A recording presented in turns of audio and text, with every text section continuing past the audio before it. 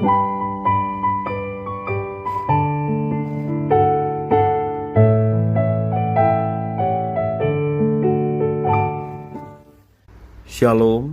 Devosi 1 Tawarik pasal yang ke-15.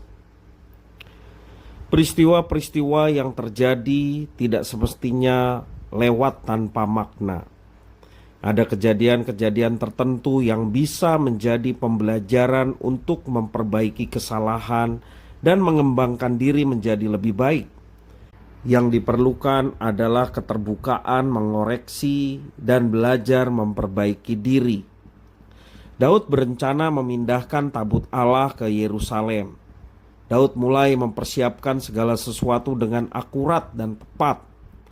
Daud mengoreksi diri, memperbaiki kesalahan, dan tunduk pada peraturan dan hukum yang sudah ditetapkan oleh Musa sesuai dengan firman Tuhan.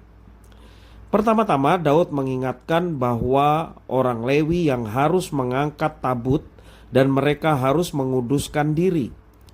Lalu Daud mengatur petugas pengangkat, pemuji, pengiring nyanyian, dan alat-alat musik yang berbeda-beda dengan peniup nafiri. Daud melibatkan banyak orang dan melakukan sebaik-baiknya. Daud juga banyak memperhatikan detail, terutama saat persembahan korban. Daud mengadakan sebuah pesta yang begitu semarak dan setiap orang bersuka cita, kecuali Mikal anak Saul. Orang-orang Lewi ditunjuk untuk menjadi pemuji dan imam-imam peniup nafiri. Tentu sebuah kelegaan bagi Daud yang berhasil memindahkan tabut Allah tanpa ada yang celaka. Penulis Tawarik menuliskan kisah ini tentunya ada maksud dan tujuan. Ada pelajaran yang perlu diperhatikan oleh umat Tuhan, yakni pada zaman pembangunan Yerusalem dan Bait Allah, juga bagi umat Tuhan di masa kita sekarang ini. Perhatikan bagaimana Daud tidak mau mengulang kesalahan dan sangat berhati-hati menata persiapan dan mengatur orang-orang yang terlibat serta memotivasi orang-orang untuk memuji Tuhan. Daud tidak hanya mengatur dan memerintah, tetapi ia sendiri terlibat dengan penuh sukacita mengikuti prosesi pemindahan tabut Allah ini. Seberapa orang menghormati Tuhan dapat dilihat dari sikap dan perbuatannya untuk melakukan yang terbaik untuk Tuhan. Bagaimana dengan umat Allah yang baru, gereja Tuhan? Apa yang kita lakukan sebagai wujud untuk menghormati dan memuliakan Tuhan? Tentunya kita harus menjaga hidup kita dalam kekudusannya.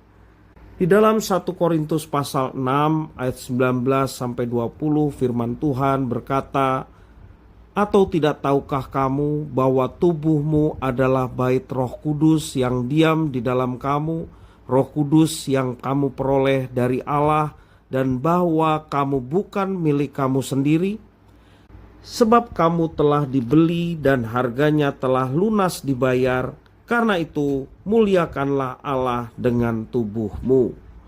Tubuh kita sudah dibeli oleh Kristus melalui pengorbanan Kristus, dan tubuh kita disebut bait kediaman Roh Kudus atau bait Allah.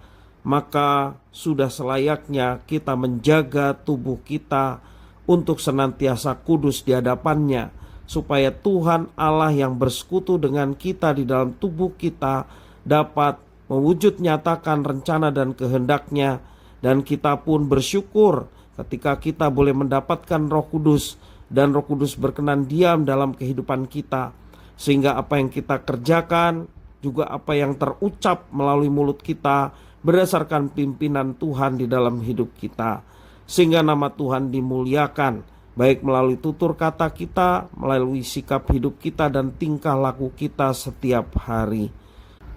Tuhan Yesus dimuliakan di dalam setiap kehidupan kita, sehingga ada banyak orang tertarik kepada Kristus melalui kesaksian kehidupan dari umat Tuhan sekalian. Nama Tuhan dimuliakan dan umat Tuhan diberkati. Tuhan Yesus memberkati.